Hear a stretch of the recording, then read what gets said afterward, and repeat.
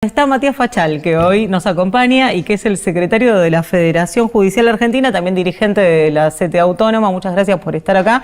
Te convocamos porque, bueno, si hay un tema que en este momento nos convoca, es la justicia que es cuestionada en casi todas las encuestas de opinión por más del 90% del pueblo argentino, que nos tiene un poco en vilo porque desde hace unos días el fallo por la causa vialidad que compromete a la expresidenta y ex vicepresidenta Cristina Fernández de Kirchner se anticipa a todas luces por parte de los medios mucho antes de que la Corte se expida, con lo cual de alguna manera invalida o pone en tela de juicio qué tan imparcial es en efecto ese fallo.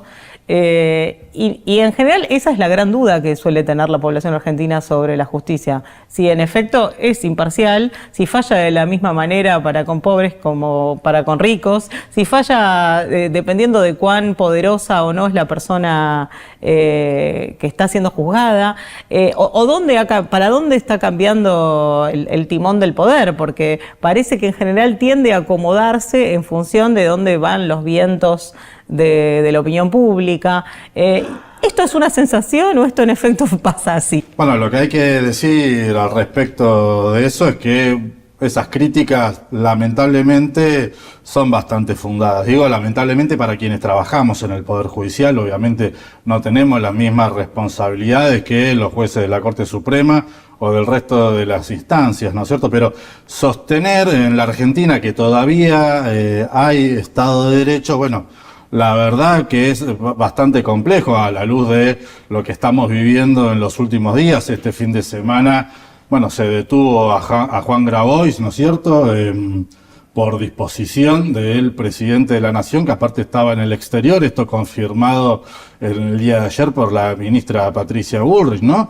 Pero además también en lo que se está haciendo a Cristina, en cómo fue llevada la causa en las distintas instancias, la responsabilidad que se le intenta endilgar a ella, bueno, por en aquel momento ser presidenta, ¿no es cierto?, de la Nación. Pero bueno, igual no es nuevo, tenemos a Milagro Sala encarcelada, ¿no?, hace años, más allá de que ahora esté cumpliendo prisión domiciliaria, con lo cual un país donde su Corte Suprema, de 3 miembros hoy, 2 de los cuales aceptaron en su momento ser designados de manera inconstitucional porque fueron puestos primero por decreto, por Macri, más allá de que eso después se haya corregido por el Congreso de la Nación, pero que a su vez estos 3 son los que hace poco tiempo atrás aceptaron tomarle juramento a Mansilla, designado de la misma forma que 2, ¿no?, que Rosenkrantz, exactamente, ¿no? Otra vez el Congreso luego eso lo corrigió retirando los pliegos, pero habla bastante de la calidad de estos jueces de la Corte, con lo cual pensar que pueden ser imparciales, pensar que pueden fallar ajustado a derecho, ¿no?, pensar que es un órgano imparcial es casi que de ciencia ficción, es fantasía. Es un órgano de presión política más la Corte Suprema, eso es lo que hay que decir, ¿no es cierto? Yo pensaba, en un momento donde, por ejemplo, el pueblo mexicano está haciendo una reforma judicial muy importante. Hace muy poquito, incluso la propia Cristina mencionaba en una entrevista periodística que la Argentina necesitaba una reforma judicial, pero para que esta reforma fuera en serio necesitaba previamente ser reformada la Constitución. ¿Coincidís en eso? ¿Es necesaria una reforma y empezar a pensar en otra manera de constituir los tribunales, de hacer carrera judicial? Nosotros sostenemos que el Poder Judicial hay que democratizarlo. La Federación Judicial Argentina lo ha dicho siempre contrapusimos a esa idea de justicia de mercado, ¿no?, del servicio de justicia, de la justicia mercantilizada, una idea de un Poder Judicial democrático, al servicio del pueblo. Así que indudablemente consideramos que hay que cambiarla, que hay que transformarla, y ese cambio tiene que ser de raíz. Habrá cuestiones que sí hay que esperar una reforma constitucional primero, pero hay otras en las cuales se puede avanzar indudablemente. Por ejemplo, tenés en las provincias de Santa Cruz, Chubut o Entre Ríos, Consejo de la Magistratura democráticos, con instancias, digamos, representadas organizaciones del pueblo, ¿no? Sindicatos, organizaciones de vecinos, de consumidores, de jubilados, en esos consejos de la magistratura que participan en los procesos de selección y designación de magistrados. Bueno, el Consejo de la Magistratura Nacional podría tener esa composición de trabajadores y trabajadoras judiciales o de otras actividades, otros sectores de la sociedad que no necesariamente sean parte de la corporación de abogados y abogadas o de los mismos magistrados. ¿No a ver, mi mujer es colega tuya y dice dos cosas. Una, que la Corte con 3 integrantes es absolutamente incomprensible e inviable, y la otra, respecto al tema Cristina, la causa, la proscripción, tras la pregunta o el comentario de Gladys y tu respuesta, pareciera como que está direccionado desde al menos una parte del poder la prisión, supuesta prisión de Cristina. ¿Vos cómo lo ves eso?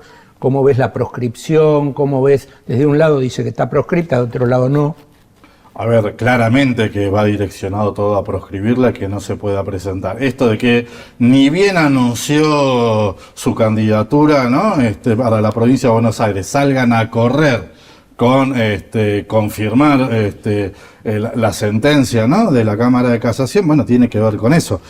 Hace 3 meses que tiene la causa la Corte. Recordemos que el planteo de inconstitucionalidad del DNU 70 hace más de un año que lo tiene este mismo órgano y sin embargo no está tan apurado en expedirse sobre eso, ¿no?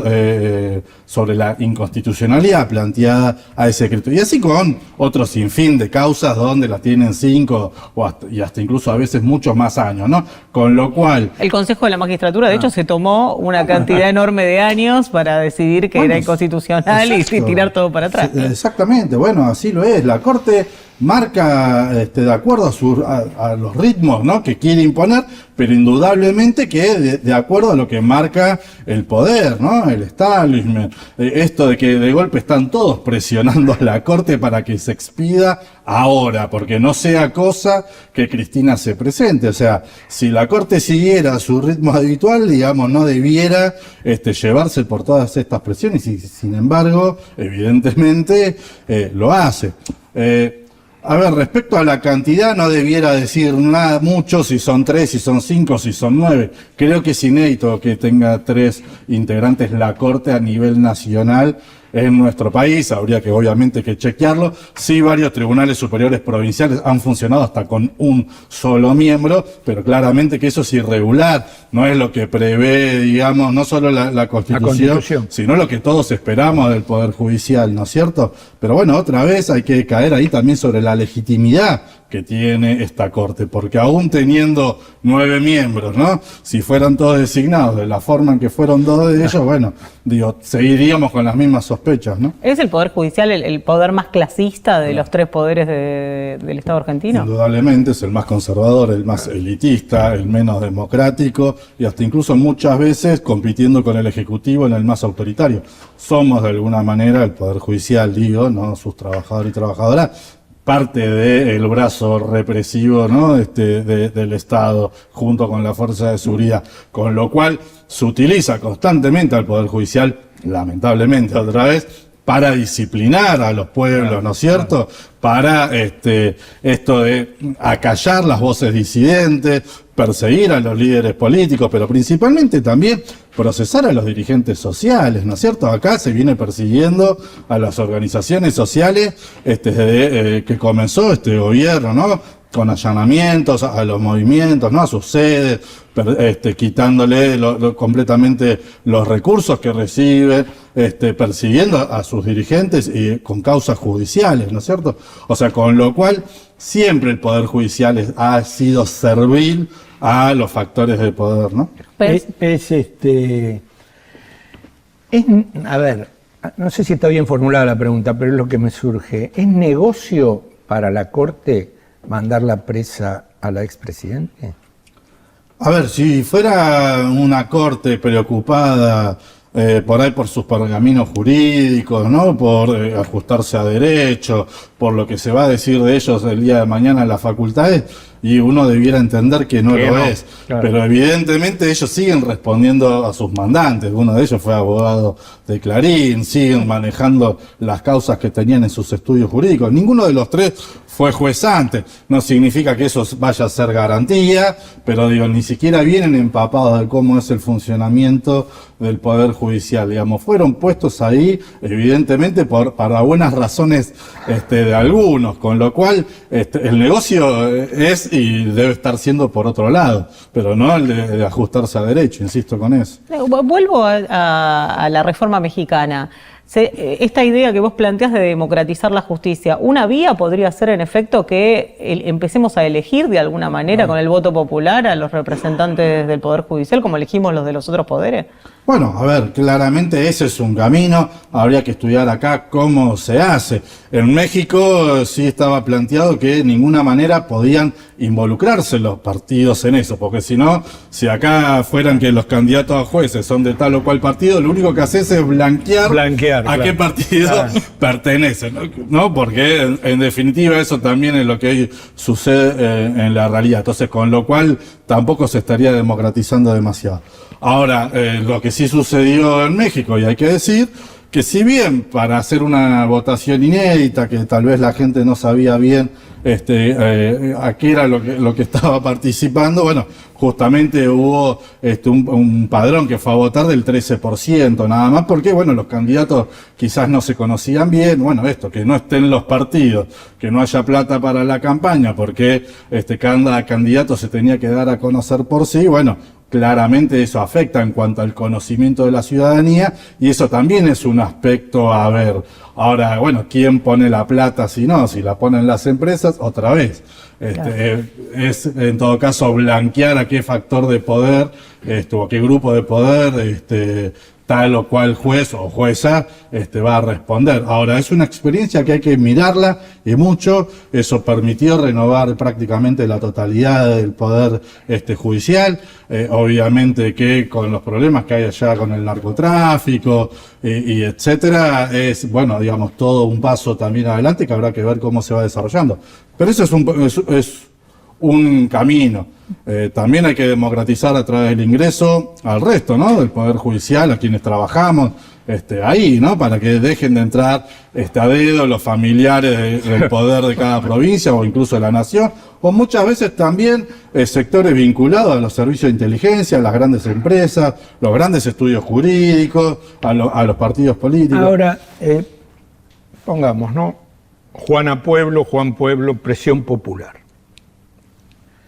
¿Puede influir sobre la Corte o se lo pasan por el quinto de las... Es delicado. Mirá, a ver, cuando fue lo del 2x1, todo el pueblo salió, yo diría casi que hasta espontáneamente, ¿no? Superando incluso a muchas de las organizaciones. También se había dado ahí una discusión de que casi había dos marchas, ¿no? Por los distintos sectores de los organismos de derechos humanos y sin embargo, bueno, al igual que este último 24 de marzo, en aquella oportunidad también se pudo dar una marcha en unidad, pero porque el pueblo salió masivamente a la calle a decirle a la Corte, ¿no?, que los genocidas tenían que seguir presos.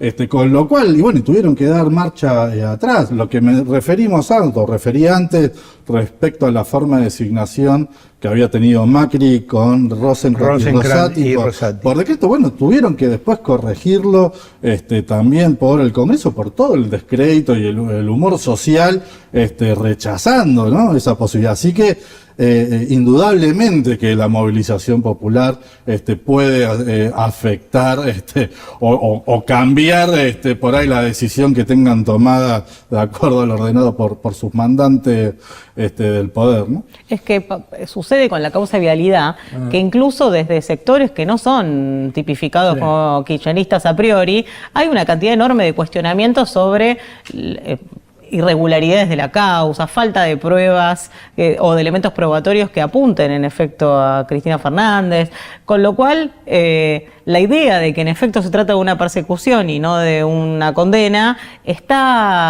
excedió al núcleo duro kirchnerista. ¿Cómo deja parada la Corte? Si bien vos decías hace poquito, no creo que les importe demasiado, pero ¿cómo deja parada la Corte? ¿Cómo nos deja parados a todos en relación al sistema judicial que ratifique un fallo tan cuestionado, incluso por un sector bastante más amplio que el propio kirchnerismo? Sí, efectivamente. Es que, a ver, cualquiera que se involucra a penitas, digamos, en la causa sabe que todo el proceso fue un mamarracho desde cómo se gestó esa causa. No olvidemos, ahí estuvieron involucrados jueces y fiscales de Lago Escondido, ¿no? De los que estuvieron en la casa ahí de Lewis con gerente de Clarín.